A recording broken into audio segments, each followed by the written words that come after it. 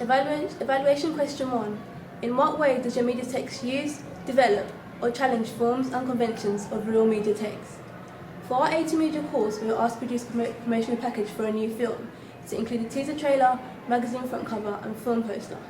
In my teaser trailer, I use conventions and forms typically found in the action genre.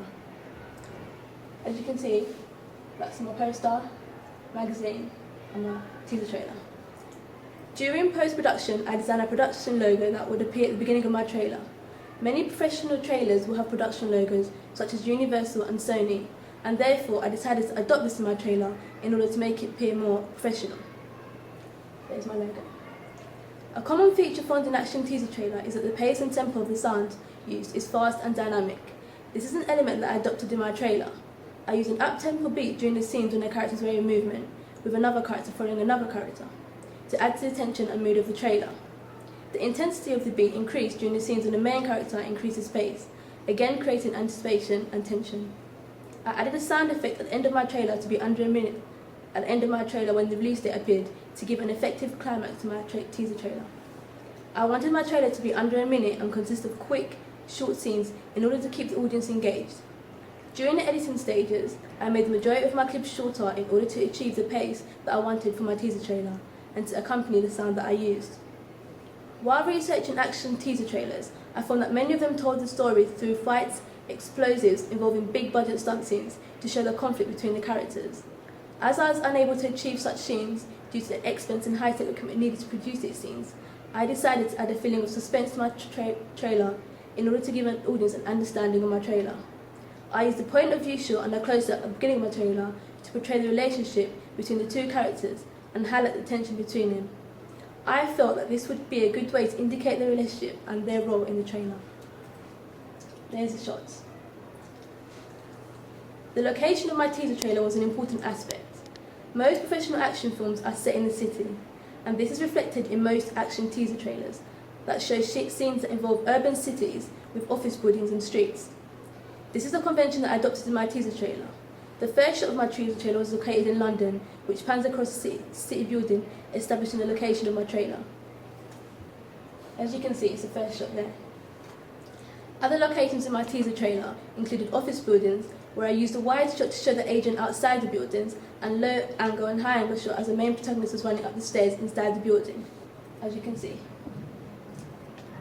I thought that this location enabled me to portray the story of the teaser trailers more effectively, as I was able to shoot the characters in different places in one building, thus adding to the suspense.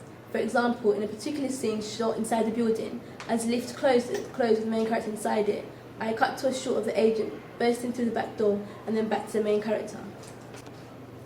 A common convention in action films that was present in my teaser trailer was the presence of the male protagonist throughout the teaser trailer. During my research, it was clear that the male protagonist was a stereotypical feature in most action films and played a key role in the film. As my teaser trailer was based on a male protagonist, I decided to have him present throughout the trailer. This is evident in teaser trailers such as Skyfall, A Good Day to Die Hard, and Total Recall. By having the protagonist present in most of my teaser trailer, I allowed the audience to view the trailer from this viewpoint and gain an understanding of the plot of the film. Teaser trailers usually present key information such as a release date and title by using a voiceover or through text in the trailer. In my trailer, I followed this convention and placed the title of my teaser trailer in between two different shots. I felt that this worked well as I used non-diegetic sound throughout my teaser trailer. Therefore, it was ideal to present my title in such a way that it would be present alongside the sound. I placed my release date in text at the end of my trailer. In my magazine cover, I used conventions found in magazine front covers. In most action films, the plot is centered on the main protagonist, and they're usually featured in the promotional text. I used these conventions by placing an image of the protagonist at the center of my magazine cover. I felt that this was effective as it drew the attention of the reader towards the image. The masthead was located behind the image, but it was still bold and visible across the top of the magazine front cover.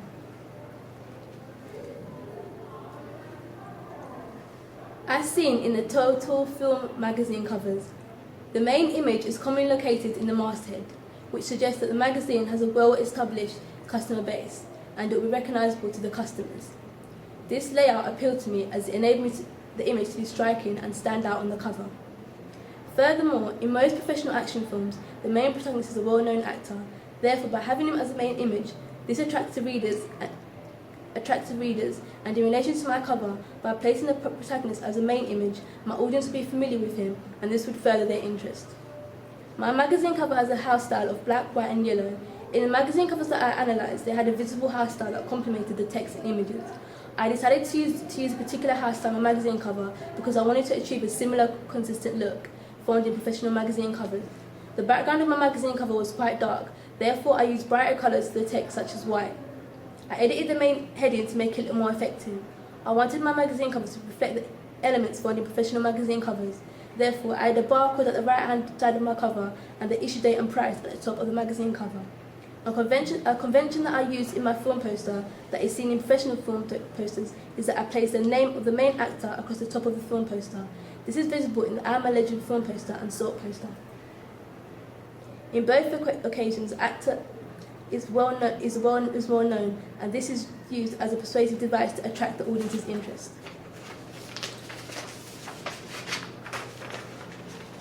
The main image on the film poster is of the main protagonist. I edited the image so that the contrast was darker against the background in order for the image to stand out on the film poster.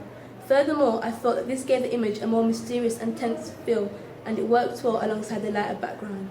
Professional film posters usually have their credits and production values on their posters. I decided to add credits at the bottom of my film poster to give it a more professional look. As well as this, I designed production logos and placed them underneath the credits, as I recognised that this added value to my film poster.